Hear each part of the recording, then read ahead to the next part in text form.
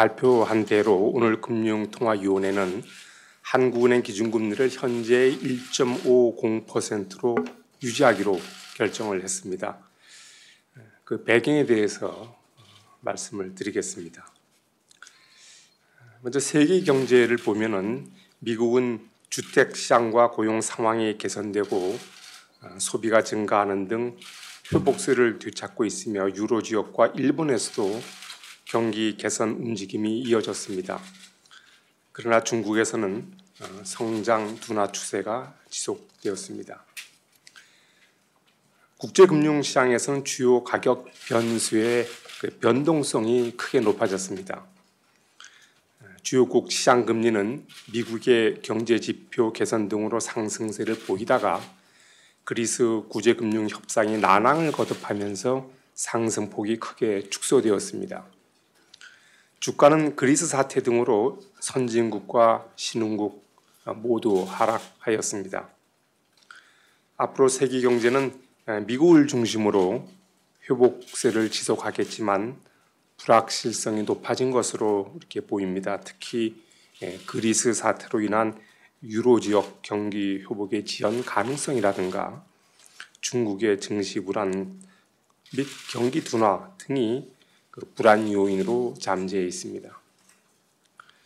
국내 경제를 보도록 하겠습니다. 국내 경제는 메르스 사태의 부정적 영향과 가뭄 피해, 그다음에 수출 부진 등으로 회복세가 주춤해진 것으로 판단됩니다. 개선 흐름을 보이던 소비가 메르스 사태의 영향으로 6월 들어 큰 폭 감소하고 경제 주체들의 심리도 위축되었습니다.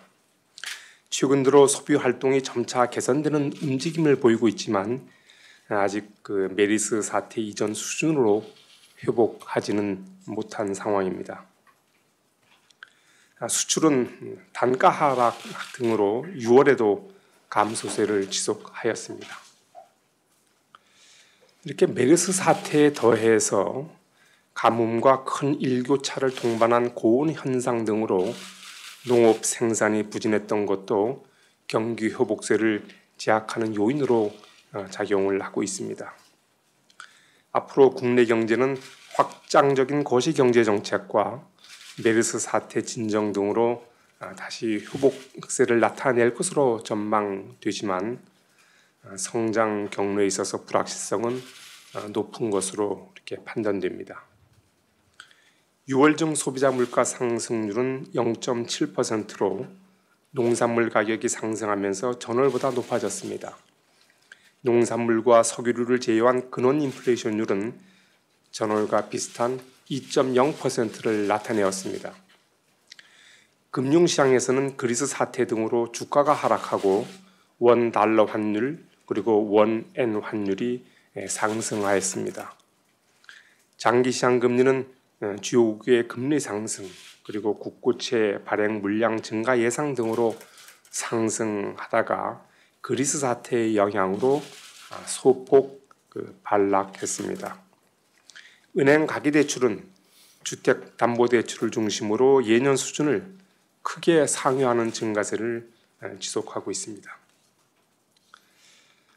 한편 한국은행은 최근의 국내외 경제 여건 변화를 반영해서 국내 경제를 다시 전망을 했습니다. 금년도 경제 성장률은 2.8%, 소비자 물가 상승률은 0.9%로 예상을 하고 있습니다. 이렇게 성장률 전망치가 지난 4월 달에 그 3.1%에서 0.3%포인트 하향 조정되었는데 이는 수출이 부진했던 데다가 메르스 사태와 가뭄 등의 영향으로 2, 4분기 성장률이 예상보다 크게 낮아진 것으로 추정되는 데 주로 기인한 것입니다. 3, 4분기 이후에는 지난 분기에 일시적 충격의 영향이 줄어들면서 완만하지만 다시 회복세를 나타낼 것으로 예상을 하고 있습니다. 소비자 물가 상승률 예측치는 지난 4월에 전망했던 것과 같은 수준입니다. 자세한 수성 경제 전망에 대해서는 오후에 조사국장이 설명드릴 계획으로 있습니다. 금융통화위원회는 저희들이 한 세 가지 점을 고려해서 기준금리를 이달에는 현 수준에서 유지하기로 했습니다. 먼저 경제 성장률 전망치가 하향 조정되었지만 이미 지난 6월 통화정책 방향 결정 회의에서 이를 예상하여서 기준금리를 인하한 점, 그리고 두 번째로는 그간의 기준금리 인하와 정부의 추경 편성 등 확장적 거시 경제 정책의 효과를 지켜볼 필요가 있다는 점, 그리고 그리스 사태 등으로 국내외 금융시장의 불확실성이 크게 높아진 점 등을 고려해서 내린 결정입니다. 앞으로 통화정책은 성장세 회복이 이어질 수 있도록 완화 기조를 유지해 금융 안정에 유의하면서 운영해 나갈 것입니다. 이 과정에서 특히 그리스 사태의 진전 상황과 그에 따른 국제 금융시장의 변동 등을 면밀히 점검해 나갈 것입니다. 오늘 한국은행 기준금리를 현 수준에서 유지하기로 한 금통위의 결정은 만장일치였습니다. 지금부터 질문을 받겠습니다. 질문을 하실 때는 소속과 성명을 말씀해 주시면 감사하겠습니다.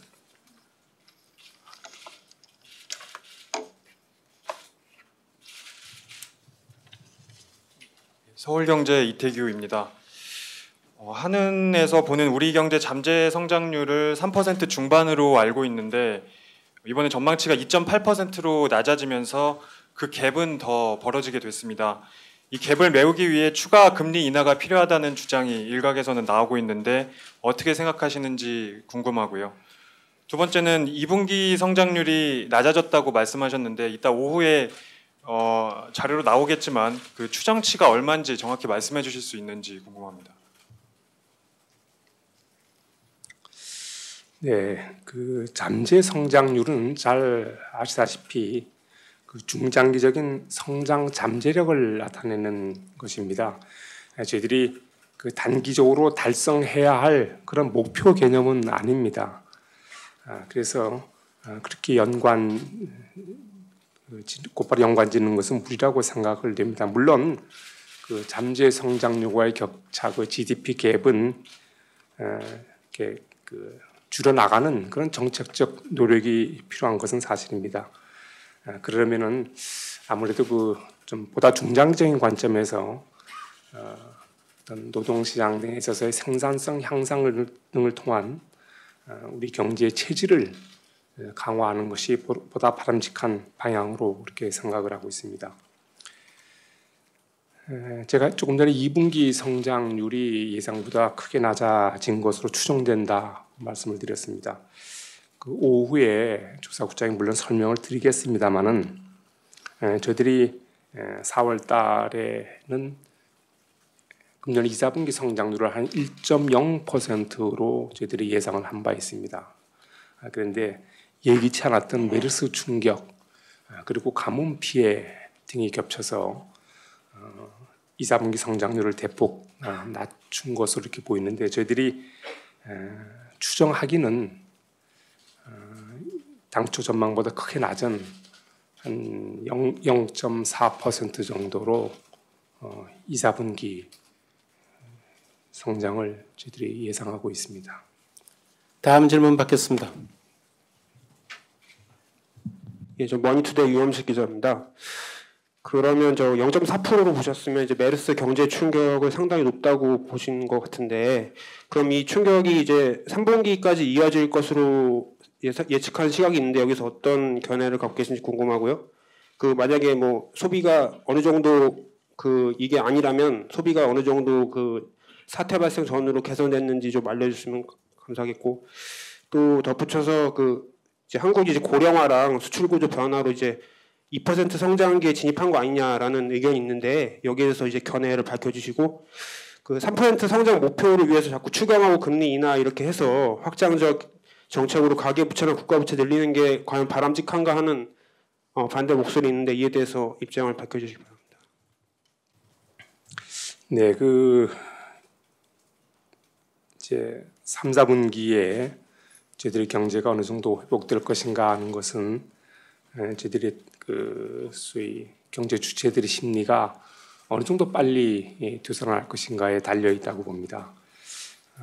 저희들이 6월달 메르스 사태가 본격화한 6월달 상황을 보면 저희들이 그 소비 위축이 상당히 컸던 걸로 이렇게 보입니다. 그렇지만은 한 4주 차로 넘어가고 또 7월 달로 들어오면서부터는 그 소비 위축이 상당히 좀 완화되는 그런 그 움직임을 보이고 있습니다.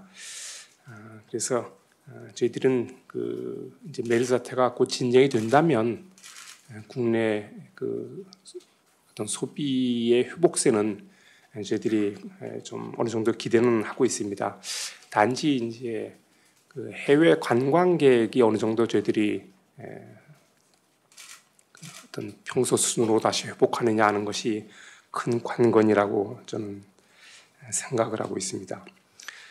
저희들이 2, 4분기에 이렇게 그 0.4% 내외로 낮아진 것으로 추정합니다만 저희들은 그 메르스 사태 같은 일시적인 충격의 영향이 컸던 걸로 이렇게 생각을 하고 있습니다. 그래서 저희들이 2%대 성장으로 진입한 거 아니냐고 하는 우려는 좀 너무 기우인 것 같고요.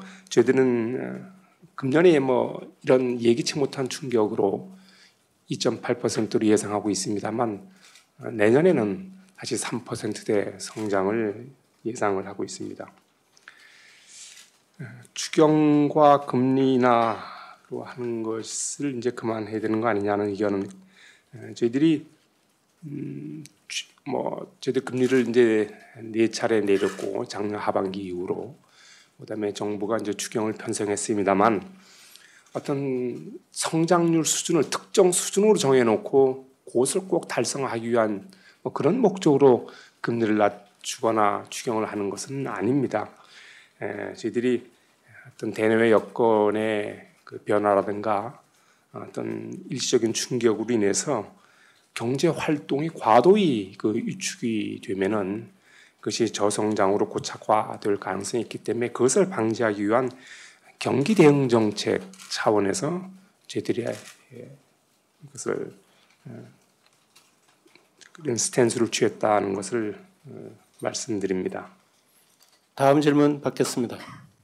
예, 저 여담인포맥스의 오진우 기자입니다. 먼저 2.8% 성장 전망의 추경 효과 영향은 어느 정도 감안을 하시고 나온 숫자인지를 여쭤보고 싶고요. 그다음에 2분기 성장률 숫자가 굉장히 큰 폭으로 떨어졌는데 이게 일시적 충격, 메르스에 따른 일시적 충격을 말씀하셨는데 수출 부분 이런 부분들의 그 부진 영향은 좀 어느 정도 있는 건지 이게 온전히 그 일시적인 그 영향으로 봐야 되는 건지를 여쭤보고 싶고요. 그다음에 통방문에 보면 그 경기 전망에 대해서 불확실성이 크다라고 표현을 하셨는데 이게 하방 리스크가 더 크다라는 의미를 담고 하신 말씀이신 건지 아니면 이게 상하방 리스크가 다 열려 있다고 보신 건지 여쭤보고 싶습니다. 네, 근본 경제 전망할 때 물론 추경 효과를 반영을 했습니다.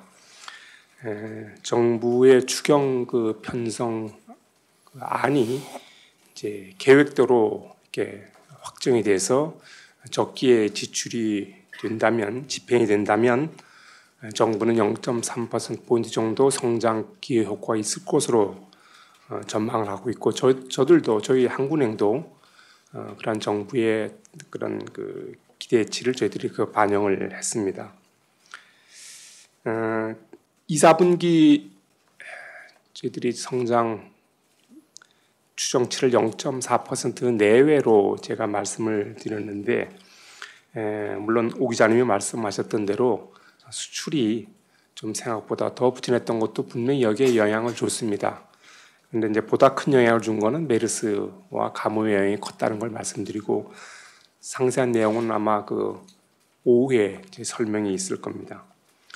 저희들이 그 지금 2.8%로 전망하면서 성장의 그 상하방 리스크는 저희들은 그건 중립적으로 보고 있습니다. 저희들이 중립적인 전제하에 저희들이 이제 전망을 하니까 상하방 리스크는 다 있다. 근데 이제 불확실성이 크다고 하는 것은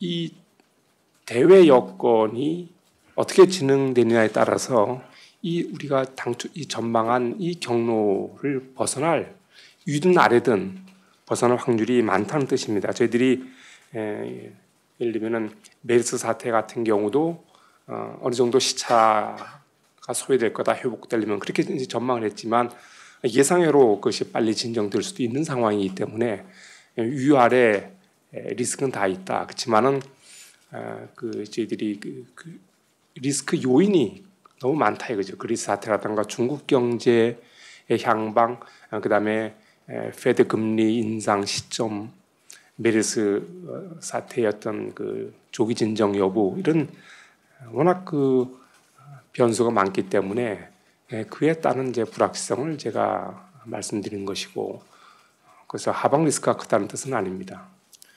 다음 질문을 하시기 바랍니다. 로이터 통신 김세미 기자입니다. 아직 물가가 0%대이긴 한데요. 최근 물가 상승률이 전보다 좀 높아진 건 사실이거든요.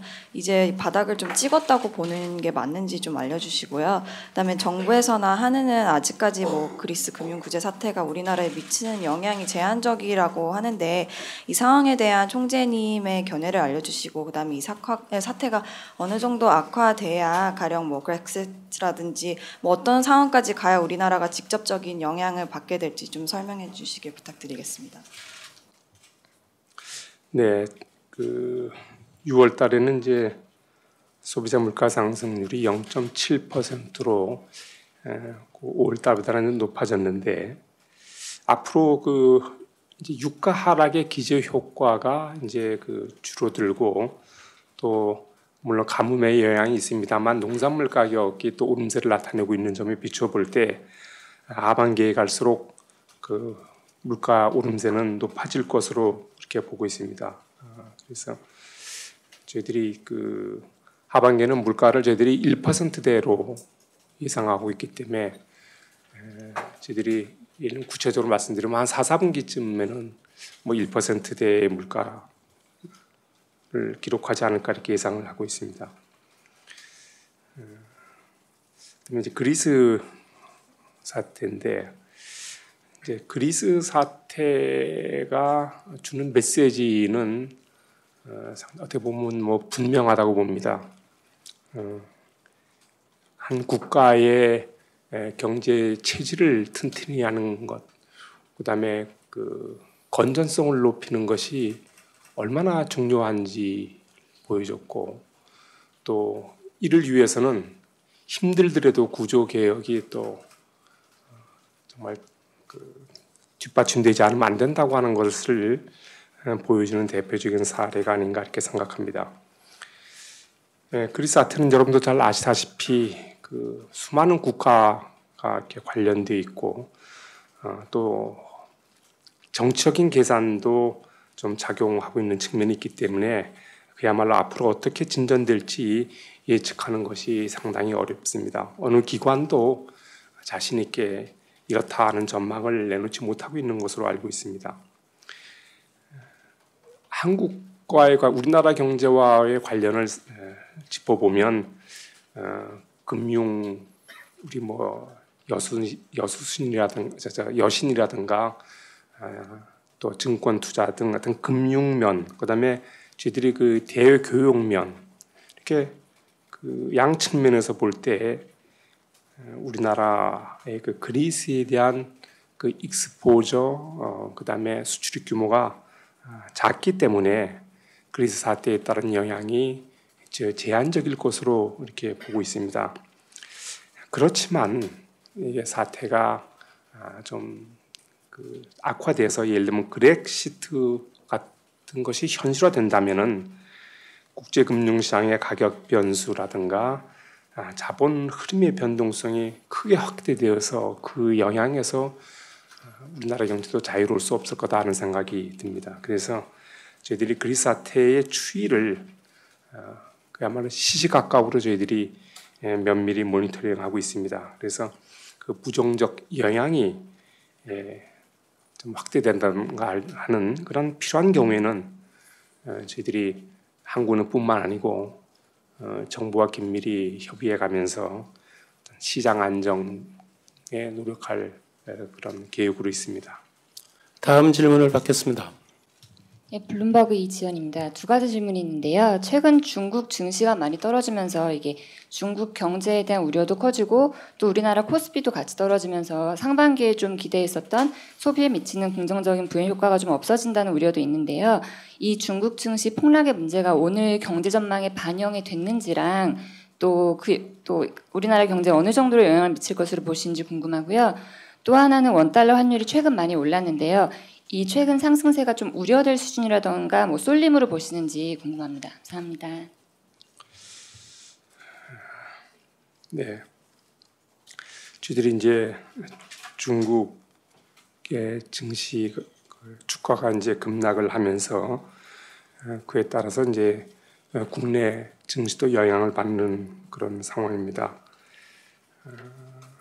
그렇지만은 저희들이 중국 증시의 앞으로의 흐름이 우리 국내 앞으로의 경제 전망에 반영이 됐냐고 말씀을 하셨는데 저희들이 중국 증시 영향이라기보다는 증시를 포함해서 중국 경제의 앞으로의 어떤 그런 전망이라고 할 거예요. 향방을 어느 정도 감안을 해서 그것을 우리 국내 경제 전망에 반영했다 이렇게 말씀을 드립니다. 꼭 증시를 그 사태를 어떻게 반영했다기보다는 이것을 포함한 전반적인 중국 경제의 방향을 저희들이 고려했다 이렇게 말씀드리고, 원달러 환율은 잘 아시다시피 그리스 사태 등으로 위험 자산 회피 심리가 강화되면서 나타난 그런 글로벌 현상이라고 봅니다. 그래서 결국 앞으로의 원달러 환율은 바로 그런 움직임, 그리스 사태라든가 중국 증시 영향도 중국 경제 영향도 있을 거고, 회대 금리 정상화의 어떤 시점 이런 것이 어떻게 되느냐에 따라서 또 움직임이 달라질 수 있을 거라 이렇게 보고 있습니다. 다음 질문을 하시기 바랍니다. 네, 서울파이낸스 고은빛입니다. 저는 두 가지 질문인데요. 하나는 이제 금리 정책을 제외하고 한국은행이 좀 정확히 좀 어떤 방법으로 가계부채를 관리할 수 있고, 또 유관기관과의 협조가 구체적으로 어떤 걸 의미하는지 좀 궁금하고요. 또 지금까지 가계부채 확대로 발생하는 부작용 방지를 위해서 좀 어떤 조치를 취해 오셨고, 또 앞으로 어떤 조치를 취할 계획인지 궁금합니다. 또 한 가지는 어제 중국 증시가 급락하면서 미국 금리가 좀 반등을 좀 하는 등 좀 대외적인 영향도 이제 유의미하게 나타나고 있는데요. 우리나라 경우에는 이제 좀 ELS 기초자산으로 홍콩 항생 지수라든지 이런 것도 많이 사용되고 있고, 또 최근에 위안화 거래도 늘어나고 있다는 점을 감안하면 우리나라 금융시장에 영향이 꽤 있을 것 같은데 좀 어떻게 진단하고 있으신지 궁금하고, 또 대응책이 필요하다고 보시는지 궁금합니다. 네, 가계부채 문제는 저희들이 오래전부터 가계부채 규모도 규모지만 증가 속도가 빠르다는 점에 저희들이 유의를 해서 저희들이 이 가계부채 추이를 저희들이 상당히 심층적으로 면밀히 지금 분석을 쭉 해왔습니다. 그래서 그에 따른 가계부채 급증에 따른 어떤 부작용이라고 할까, 어떤 또 그것이 초래하게 될 어떤 위험, 이런 것을 저희들이 면밀히 분석을 해서 저희들이 많은 기관이라고 할까요, 정부라든가 국회라든가 대회에다가 그런 저희들이 경고의 메시지를 쭉 보내왔습니다. 그래서 저희들이 그렇지만 가계부채 문제는 저희들이 금리 정책으로 대응할 그런 사안이 아니고, 또 중앙은행 혼자서 해결할 수 있는 문제가 아니기 때문에 이것은 정부 각 부처와의 어떤 유기적인 협조가 필요한 그런 상황으로 판단하고 있습니다. 그래서 저희들이 금년에 이제 관련 부처를 중심으로 가계부채 관리 협의체가 구성이 돼서 아주 그 사이에 상당히 많은 회의와 논의와 토론을 했습니다. 그래서 그 회의를 통해서 저희들이 가계부채에 대한 한국은행의 어떤 그 견해, 입장, 뷰를 전달을 했고 여러 가지 각 부처의 또 입장을 고려한 그런 가계부채 대책이 이달 중에 이제 그 최종 마무리돼서 발표될 걸로 저는 알고 있습니다. 그다음에 한국은행이 그 가계부채를 위한 노력을 이제 어떻게 보면 그 제가 정부 부처와의 어떤 협조를 통해서 이제 많이 그쪽에 통해서 저희들이 전달을 했고 구체적인 예로 하나 든다면은 정부가 이제 가계부채 구조를 개선하기 위한 그런 조치에 저희들도 협조하는 차원에서 주금공 MBS 발행에 필요한 자본금 증액을 저희들이 2천억 원 기출자한 적이 있습니다. 그 가계부채 대책은 그렇게 조금만 기다리시면 그런 각 부처와의 협의에 따른 대책이 나올 것입니다. 그다음에 이제 중국 증시에 따라서 조금 전에 말씀드렸지만은 중국 증시가 한 달 사이에 30% 이상 폭락을 하고 그에 따라서 며칠간 국내 증시에도 영향을 줬습니다. 저희들이 그 국내 증시를 보면 우리 주가 그 밸류에이션 측면에서 볼 때는 그 버블 논란이 있는 그런 중국 증시하고는 다르지 않느냐 이렇게 생각을 합니다. 한국 경제와 중국 경제의 어떤 그 상호 연관성이 매우 높기 때문에 중국 증시가 또 국내 증시 미치는 영향이 물론 크긴 합니다만은 중국 증시와 같은 그와 같이 비교하는 것은 좀 우리나라 국내 주가의 어떤 그런 그 특성이라고 합니까? 중국 증시와는 좀 다르다. 저는 이렇게 말씀을 드립니다. 그렇지만은 어떻든 간에 그런 중국 증시의 폭락이 가져올 그런 파급 효과는 결코 저희들이 가볍게 볼 수는 없습니다.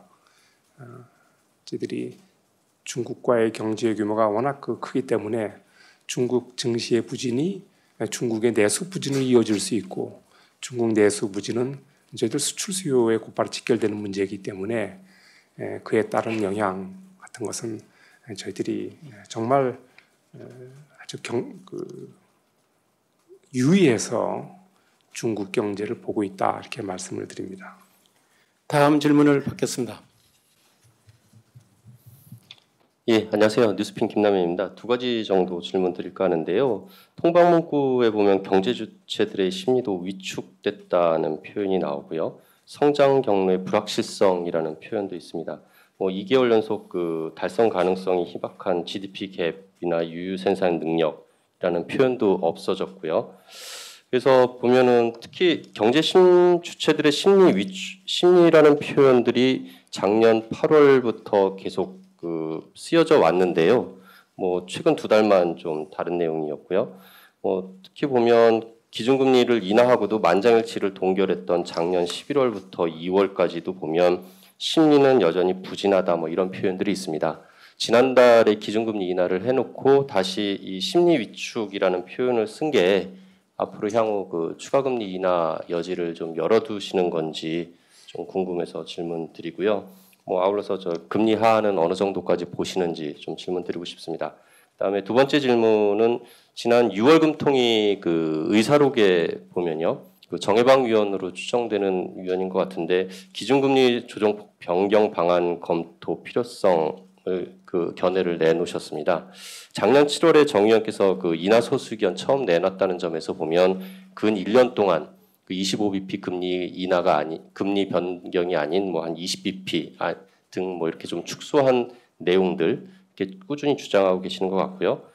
하상근 의원께서도 지난 4월에 인하 소수 의견 내시면서 금리 인하 보폭을 말씀 안 하셔서 좀 잠깐 홍역을 치르신 바도 있습니다. 지금 1.5% 기준금리 수준인데요.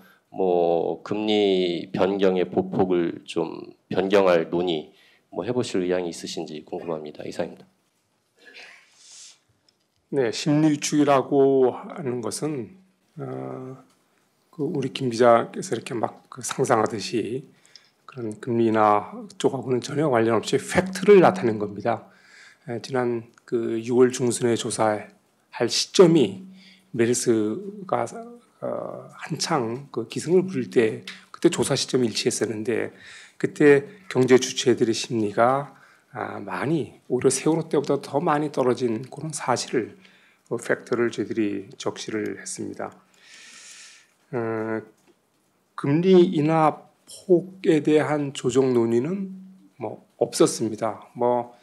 한두 차례 잠깐 그렇게 얘기가 나온 바는 있습니다만은 아직 저희들이 현재 금리 수준 하에서 지금 그 보폭을 다시 조정폭을 달리한다고 하는 것은 그 논의가 전혀 없었다 이렇게 말씀을 드립니다. 금리 하한은 저희들이 우리 소위 소규모 개방 경제 국가에서 이제 금리 하한은 어느 정도냐 하는 것은 이론적으로 또 여러 가지 전제에 따라 또 방법에 따라서 각기 다른 수준이 나올 수 있기 때문에 그에 대한 답은 제가 드리지 않기로 하겠습니다. 네, 다음 질문 하시기 바랍니다. 안녕하십니까. 국민일보 고세욱입니다. 반갑습니다. 아까 총재님께서 말씀하신 바에 따르면은 정부와 한은이 추경에 대한 효과가 한 0.3%포인트라고 비슷하게 보고 있다고 했는데, 하지만 최경환 부총리 기재부 장관께서는 0.3%포인트가 오를 경우 경제 성장률이 3%가 가능하다 이렇게 일주일 전에 말씀하셨는데, 결국 한은은 그렇게 해도 3%가 안 된다 이렇게 선언하신 셈이 됐는데요. 기재부와 한은의 추경 효과는 같으나 이렇게 성장률 전망치가 다른 약 0.2에서 0.3%포인트가 될 것 같은데, 어느 부분 때문에 어느 요소 때문에 이게 차이가 났으며, 그렇기 때문에 사실상 정부가 좀 그런 최근에 이런 현상을 도외시한채 너무 장밋빛 전망으로 일관한 거 아니냐라는 지적도 있는데, 그에 대해서 한 말씀 해주십시오. 감사합니다. 저희들이 정부와 또 한국은행이 보는 기본적인 경제 인식은 크게 차이가 있는 건 아닙니다. 이 숫자상으로 이렇게 차이가 있는 것은 가장 큰 주된 이유는 2, 4분기에 대한 인식입니다. 저희들도 이제 최근 들어서 2, 4분기가 다 끝나고 나서 저희들이 이제 최근 며칠 사이에 모니터링해 본 결과 2, 4분기의 어떤 성장률 추정치가 저희들도 0.4% 내외로까지 낮아지라고는 저희들도 생각을 안 했습니다. 가뭄의 피해가 의외로 좀 컸다 이렇게 좀 말씀을 드리고, 그다음에 메르스 사태의 영향도 또 생각보다 상당히 컸다. 그래서 정부와의 전망치 차이는 가장 큰 주된 요인은 2, 4분기에 대한, 그러니까 정부가 2, 4분기의 성장률이 이렇게까지 낮아질 걸로 예상 못했다는 것으로 아닌가, 저는 그렇게 생각을 하고 있습니다. 네, 더 이상 질문이 없으십니까? 그럼 이상으로 기자간담회를 마치도록 하겠습니다. 감사합니다.